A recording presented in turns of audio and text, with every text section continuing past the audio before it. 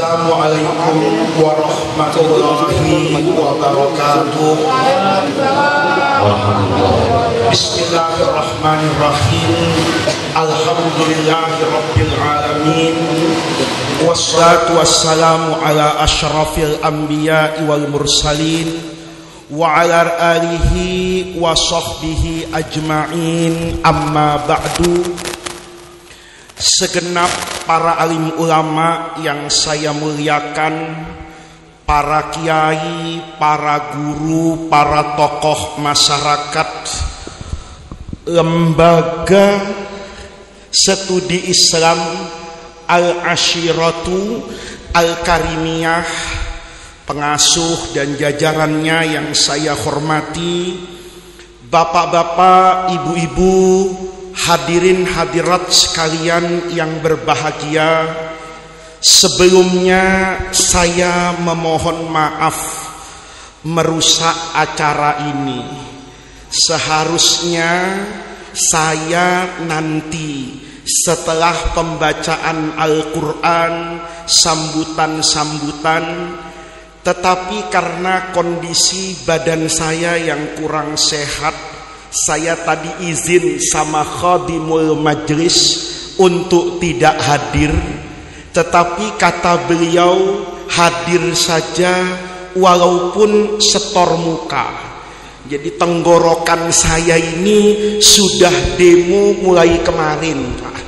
Demonstrasi minta supaya tidak lagi dipacu, tidak lagi teriak-teriak. Saya kalau sudah kayak begini ke dokter itu serba sulit, Pak. Kalau saya tanya dokter, cara saya cepat sehat itu gimana tenggorokan? Kata dokter, gampang, Pak. Bapak tinggal di rumah, jangan banyak-banyak ngomong. Nah, saya bilang, dokter, ada yang lain enggak? Kalau enggak banyak-banyak ngomong itu rasanya sulit. Karena kerjaan saya setiap hari itu ngomong. Tapi kecintaan kita kepada Rasulullah Sallallahu Alaihi Wasallam itu yang mendorong kita hadir ke majelis ini. Karena majelis ini sebenarnya adalah warisan tradisi yang dilakukan semenjak zaman sahabat Rasulullah Sallallahu Alaihi Wasallam.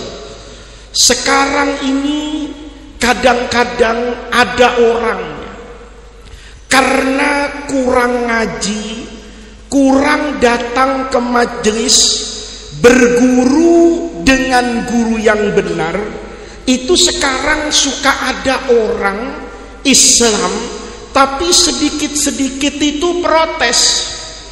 Ada orang tahlilan, protes. Ada orang marhabanan, protes. Ada orang muludan, protes. Itu mungkin Islam Protestan, Pak. Orangnya Islam tapi suka apa itu? Protes. Nanti protesnya itu cuma satu alasannya, itu tidak dikerjakan oleh Rasulullah, itu tidak dilakukan oleh Nabi.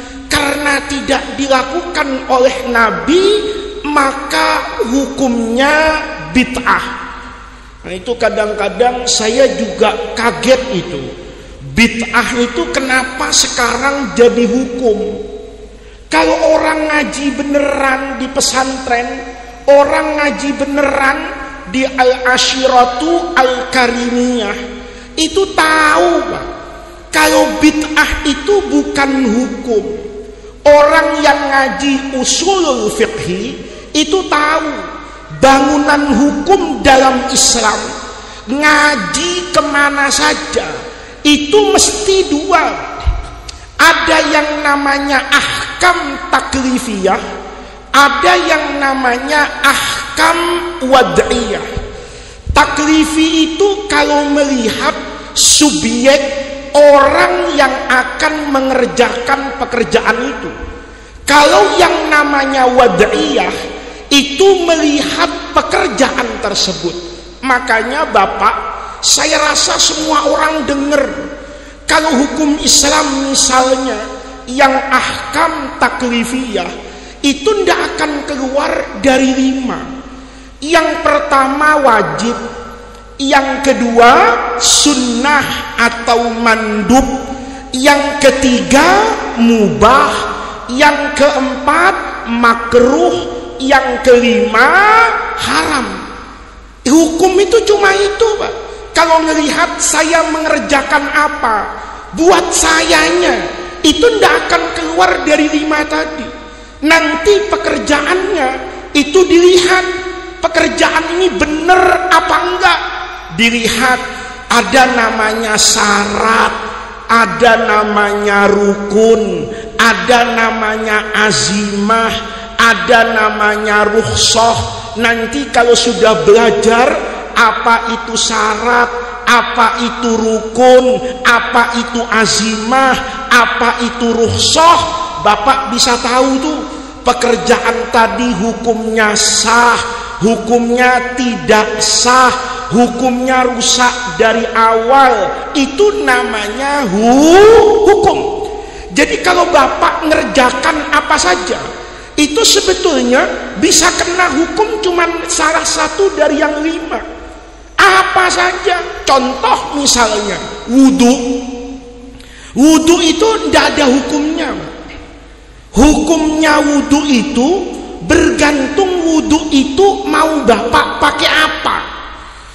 Kalau saya mau sholat zuhur misalnya, maka wudu tadi, misalnya saya mau sholat zuhur jam 11 saya batal wudunya, maka ketika saya mau berangkat ke masjid setengah 12 wudu di rumah, maka wudu itu hukumnya menjadi apa itu? Wajib. Karena saya tidak mungkin sholat zuhur kecuali sholat zuhur itu saya lakukan dalam keadaan saya berwudu. Wudu itu bisa jadi hukumnya haram. Air misalnya, Bapak punya air, airnya itu sedikit dan kecil. Bapak sudah punya apa itu? Wudu. Temennya itu belum berwudu. Ahlan Habib Ali. Ini sama-sama bermasker curiga saya. Sama-sama kurang sehat.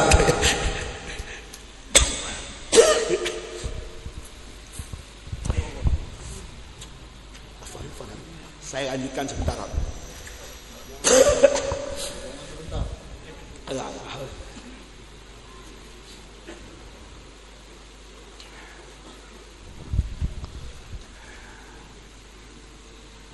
Nah, kita lanjutkan, Pak. Wudu itu bisa jadi hukumnya jadi apa itu? Haram. Bapak sudah wudu ini, sudah punya wudu, tinggal sholat. Bapak datang ke masjid, tahu-tahu air sesuka bumi selatan apa utara? Sesuka bumi selatan itu air tinggal seember, cukup buat orang wudu 10. Ini 10 orang lagi antri wudu. Maka Bapak waktu itu tajdidul wudu yang hukumnya sunnah jatuhnya jadi apa itu? Jadi haram. Kenapa? Kalau Bapak wudu nanti orang lain nggak kebagian air. Kalau nggak kebagian air nanti dia tidak bisa sholat. Kenapa? Karena syarat sahnya sholat harus dilakukan dalam keadaan wudu. Jadi hukum itu kayak gitu, Pak. Nggak ada. Hukum itu bid'ah itu nggak ada. Bapak mau nikah, ini juga ada. Ustadz kadang-kadang ngajinya itu nggak di Asyirah Karimiyah, ngajinya di Gramedia, Pak. Ya, ngajinya itu di toko buku, ngajinya itu modalnya Quran terjemah sama hadis terjemah. Datang ke pernikahan ngomong, saudara-saudara, alhamdulillah kita datang hari ini untuk menyaksikan pernikahan. Nikah itu hukumnya sunnah, an-nikahu sunnati. Itu tandanya ustadz tuh separuh pinter, separuh ndak pinter, Pak. Ya, sunnati di situ. Itu bukan artinya sunnah temennya wajib, bukan artinya sunnah lawannya makruh. Sunnah di situ as-sunnatu bil makna lughawi, hanya menurut bahasa Arab. Apa artinya sunnah dalam bahasa Arab? At-thariqatu, tradisi. Nabi bilang yang namanya nikah itu jalan hidup saya. Saya ini sekalipun Nabi dan Rasul, saya nikah. Faman rohiba an sunnati, kalau ada orang yang jalan hidupnya sok-sokan, tahu sok-sokan? Ya, orang sekarang tuh kadang-kadang agamanya itu sok-sokan, Pak. Ya, sok-sokan itu ingin merasa kalau dia yang paling beragama. Ini kadang-kadang ada, Pak.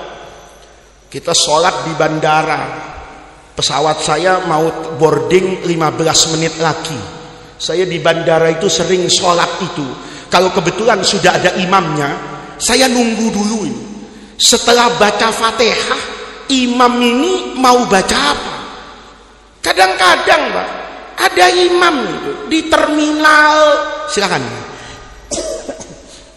Di terminal, di bandara, tahu kalau makmumnya musafir, habis baca Fatihah, Bismillahirrahmanirrahim, kan pantesnya tabat yada, pantesnya alam nasroh, baca Yasin, Pak. Begitu baca Yasin, makmumnya di belakang ini kan kocar-kacir perasaannya. Allahu Akbar, begitu baca Yasin, habis tiket gua. Ya, ini pesawat berangkat, gua iktikaf ini di musola bandara ini. Kenapa? Karena orang tuh kadang-kadang paling merasa lain dengan Rasulullah. Nabi itu yang sholatnya panjang. Nabi itu kalau sholat panjang, Pak. Terawih itu kadang-kadang rokaat pertama Al-Baqarah, Pak. Tambahin Ali Imran. Itu kalau dipraktekin di sini, itu selesai terawih, insya Allah ada tragedi kayak stadion Kanjuruhan itu. Insya Allah minimal sendalnya imam hilang, itu udah pasti.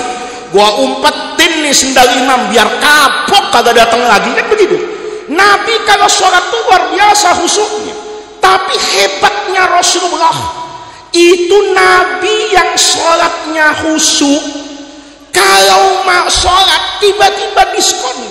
Pernah itu satu ketiga, Nabi yang biasa sholat panjang waktu sholat duhur atau asar, itu tiba-tibanya sholatnya mirip dengan sholatnya saya.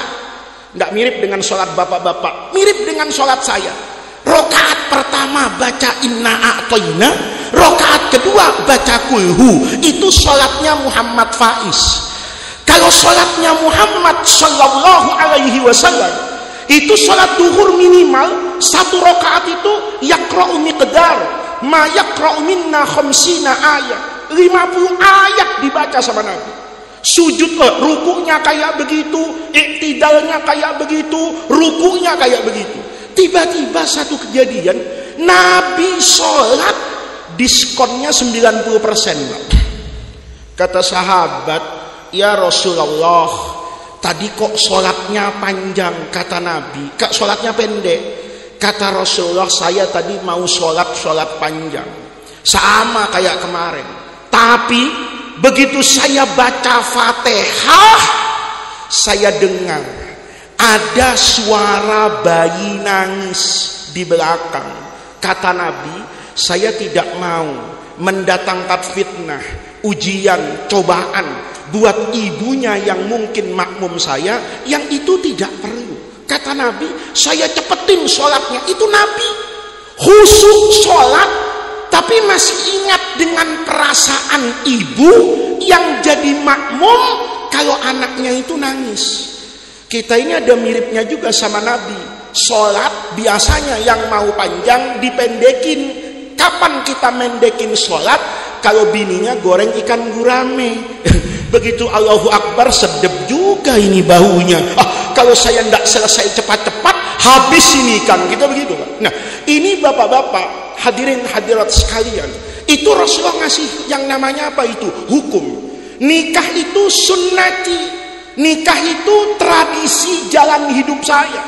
Saya ini orang yang paling takut sama Allah, saya ini orang yang paling khusyuk sama Allah.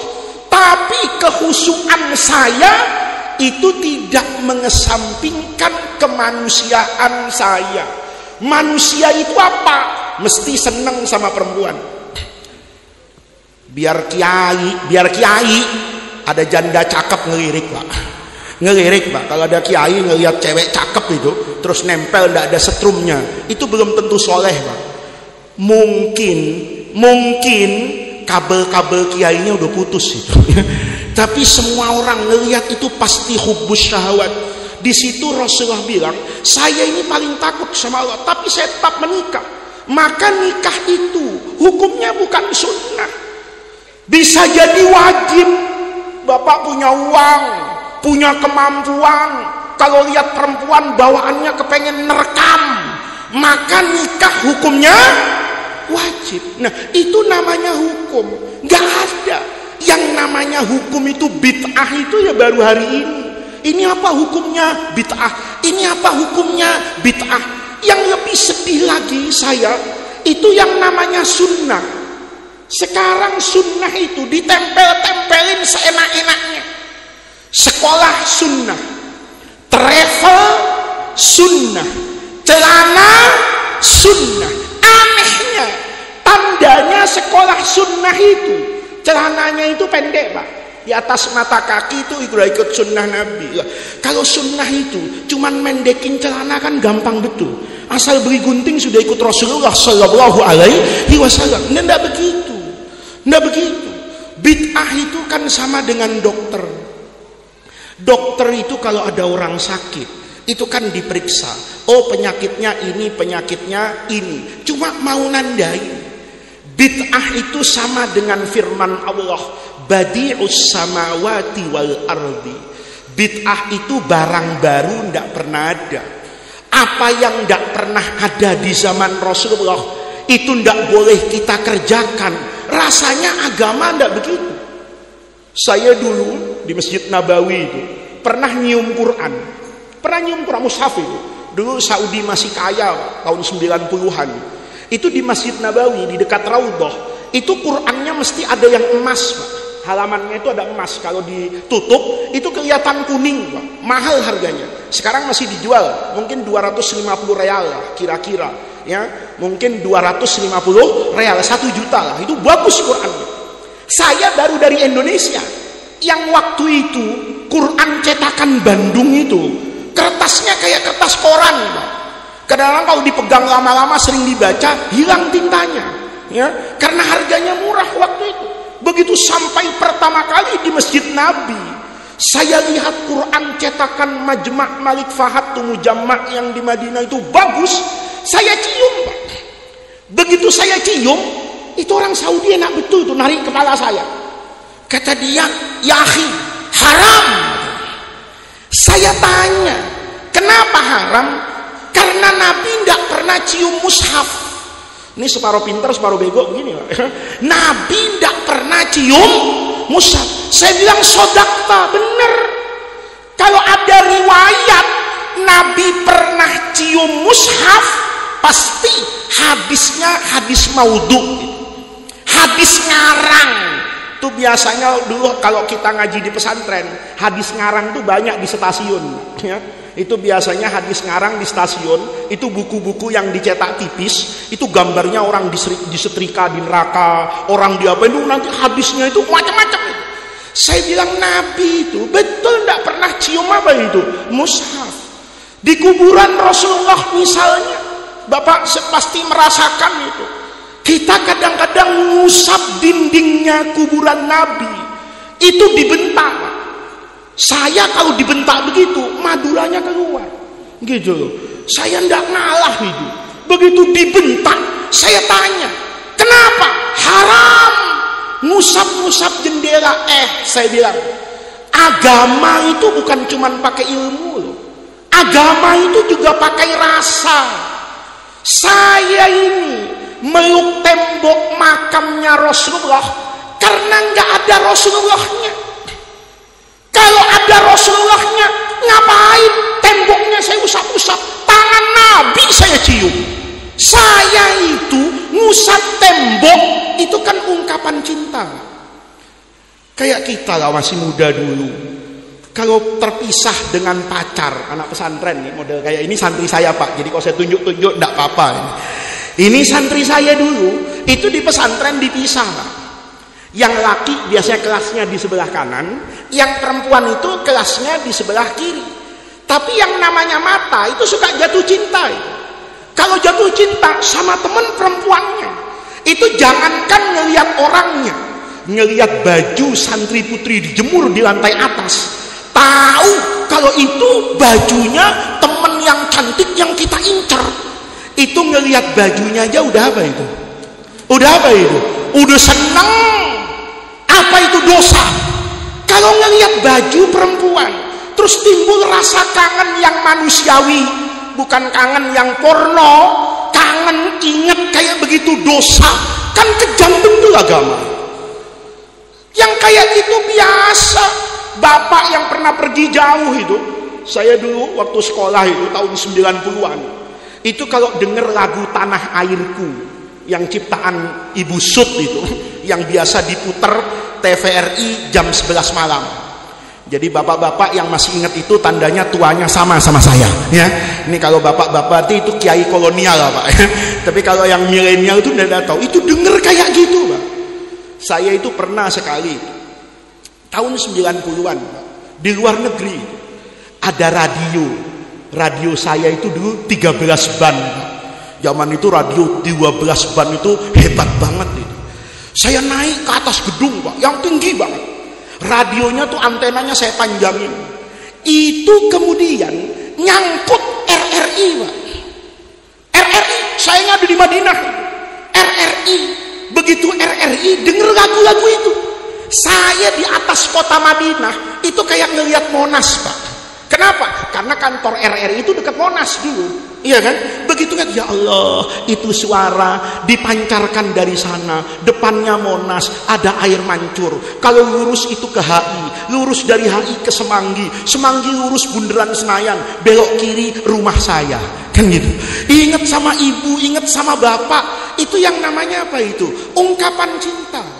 Ketika saya mencium mushaf, itu karena cinta sama Nabi, sama Quran.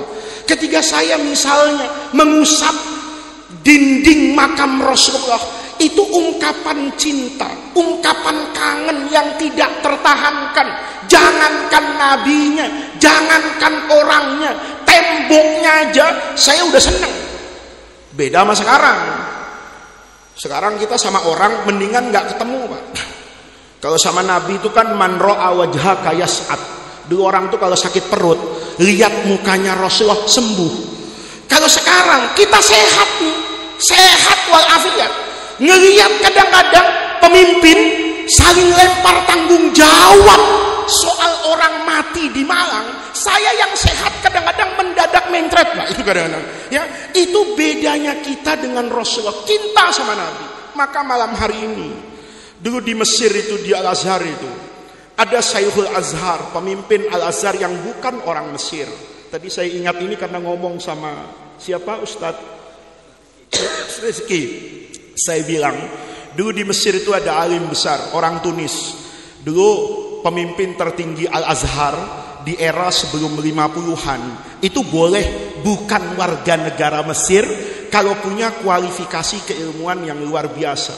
Namanya Syekh Muhammad Al-Khidir Husain. Itu jadi Syekhul Azhar pendek waktunya, hanya dari tahun 52 sampai 54, ingat saya, sebentar sekali. Beliau itu ketika ditanya sama muridnya, guru, kita tadi ini di maulid ini kan baca barzanjinya itu lebih panjang dari baca Qur'annya. Ini ada orang kadang-kadang ilmunya separuh pintar separuh goblok Pak. Terus nanya, kenapa nggak baca Qur'an aja dipanjangin? Kenapa kok harus baca Sintud Duror? Kenapa kok harus baca Diba? Kenapa kok harus baca Barzanji? Itu kalau dibaca utuh, nggak dipotong-potong, itu minimal butuh waktu 1 jam. Sementara kalau acara maulid, qori, baca Quran 1 jam bapak cemberut pasti. Ya pasti nih kori kagak tahu diri, ya kan? Lama bener dia baca Quran. Makanya saya pidato lama-lama juga takut malam ini ya. Takut bapak-bapak nanti cemberut juga. Itu kori kan sebentar. Dulu Syekh Muhammad Al-Hidir Husain itu ditanya, guru, kenapa kita dalam merayakan maulid itu kemudian membaca syair dan puji-pujian? Apa kata beliau? Ammahtifaluna bidzikra maulidihir rasul, ketika kita merayakan maulid Nabi, fa innana, maka sesungguhnya kita ini lam naf'al, tidak pernah mengerjakan apa-apa ghaira ma fa'alahu Hasan bin Sabit, sama dengan pekerjaannya Sayyidina Hasan bin Sabit ketika Sayyidina Hasan ini baca puji-pujian di depan Nabi. Nih Pak, jadi kalau ada orang bilang baca Simtud Duror, baca Barzanji itu bid'ah, itu ngajinya kurang malam, ya. Kopinya kurang pahit, sebelum hatam berhenti dia ngaji. Itu penyakit orang sekarang. Sayyidina Hasan tuh biasa baca syair depan Nabi, puji-pujian Nabi. Kenapa? Karena ada orang yang bisa memahami keagungan Rasulullah ketika disampaikan syair yang singkat tapi maknanya dalam. Sayyidina Hasan itu kan depan Nabi itu, ketika sahabat nanya, wahai Hasan, gambarkan kepada kami hebatnya Rasulullah itu kayak apa?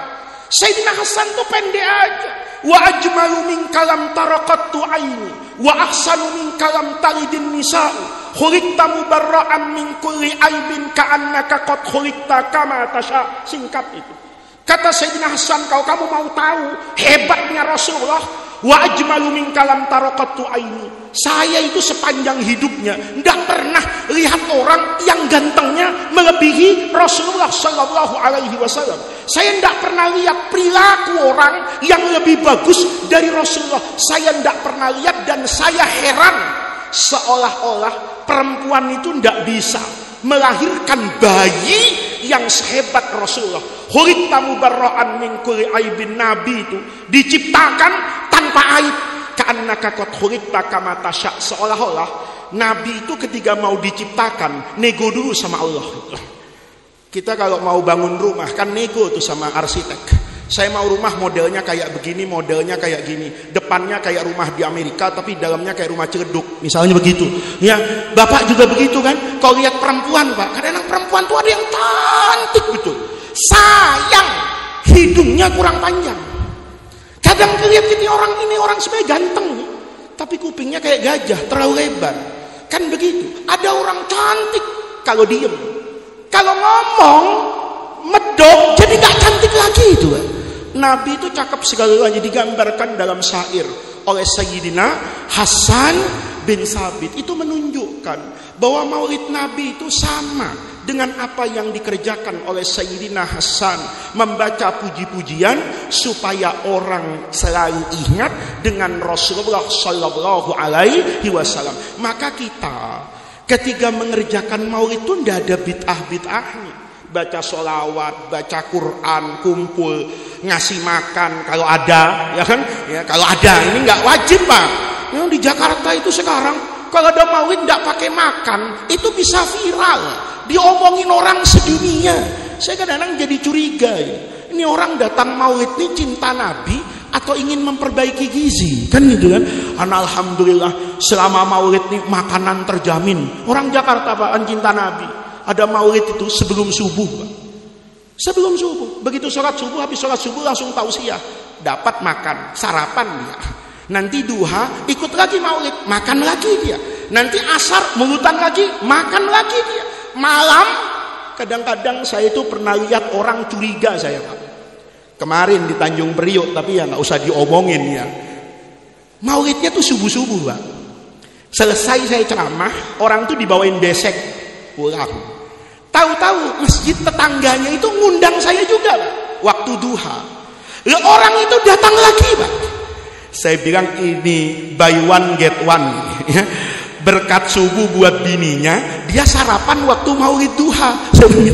Lah ini barokah maulid, iya, tapi bukan itu sebetulnya. Intinya kita cinta kepada Rasulullah Sallallahu Alaihi Wasallam. Jadi hadirnya kita malam hari ini itu bukan bid'ah, itu meneruskan tradisi para sahabat yang memuji Nabi dengan menggunakan syair, meniru Sayyidina Ali bin Abi Thalib, meniru Sayyidina Al-Barra ibni Azib, meniru Sayyidina Anas bin Malik yang sering menceritakan mahasina Rasulullah Sallallahu Alaihi Wasallam, kebaikan dan keistimewaan Nabi kepada para sahabat yang lain, kepada generasi yang lain, turun-temurun, sehingga mereka mengerti siapa Rasulullah Sallallahu Alaihi Wasallam. Mudah-mudahan Allah jadikan jam'ana hada jam'an marhuma wa tafarruqana min ba'dihi farruqan maksuma.